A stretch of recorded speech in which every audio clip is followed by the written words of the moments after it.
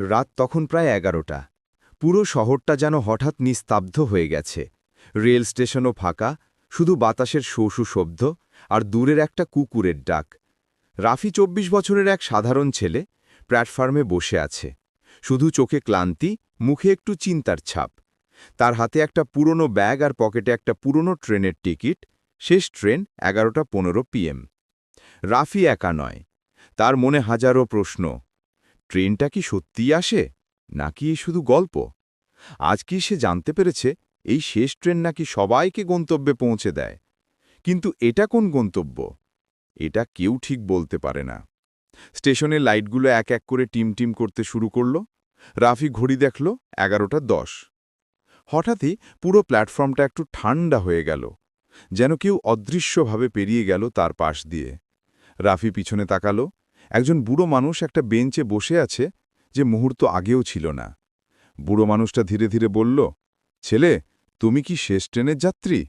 রাফি বলল, জি, মানে হ্যাঁ। বুড়ো মানুষটা হাসল, তার চোখে অদ্ভুত শান্তি। শেষ ট্রেনে সবাই চড়ে না, কেউ কেউ ওঠে, আবার কেউ পারে না। রাফির মাথা আরও ঘোলাটে হয়ে গেল। যদি ট্রেন মিস করি? বুড়ো মানুষ বলল, তাহলে তুমি এখানে আটকে যাবে, যেভাবে আমি আছি। রাফি চমকে উঠল। আপনি মানে কি?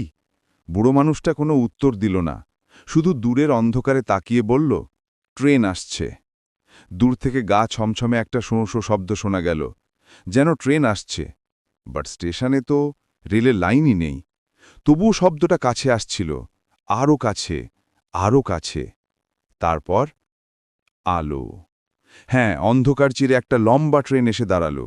পুরো ট্রেনটা হালকা নীল আলোয় ভেসে আছে, কোথাও কেউ নেই, শুধু দরজাগুলো নিজে থেকেই খুলে গেল। রাফির বুক ধড়ফড় করতে লাগল। এটা কি সত্যি বাস্তব?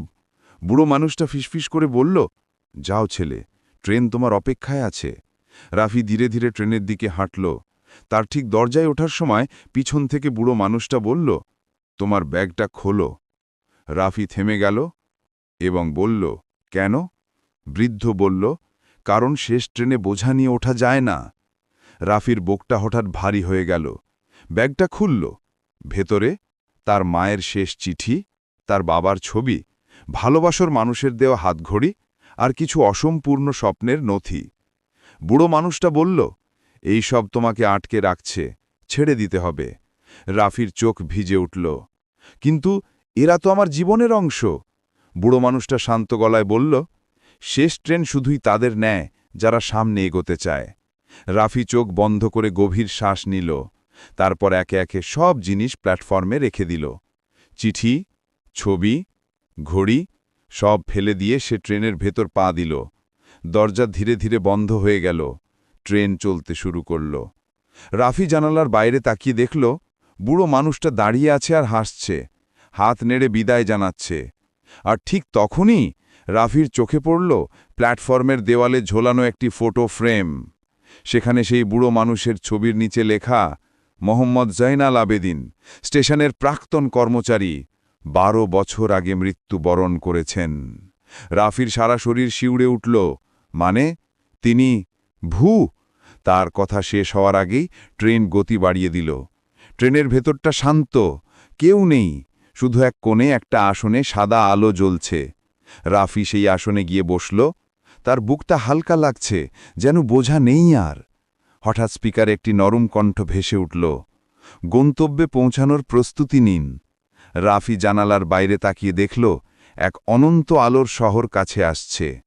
চেনা নয়, কিন্তু শান্তি ভরা।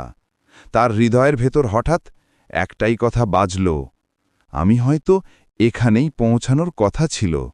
আর ট্রেন ধীরে ধীরে সেই আলোর ভেতর ঢুকে গেল চিরতরে। এমন সব ছোট ছোট গল্প শুনতে ও মজাদার রেসিপি পেতে এবং দেখতে আমাদের এক্সপার্টস কিচেন চ্যানেলটি সাবস্ক্রাইব করে ও এক্সপার্টস কিচেন পেজটি ফলো দিয়ে রাখুন।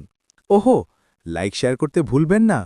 ও, আরেকটা কথা, আপনারা কোন ধরনের গল্প শুনতে চান কষ্ট করে কমেন্টস করে জানাতে পারেন। আমি ঠিক আপনাদের চাহিদা অনুযায়ী গল্প বানানোর চেষ্টা করব।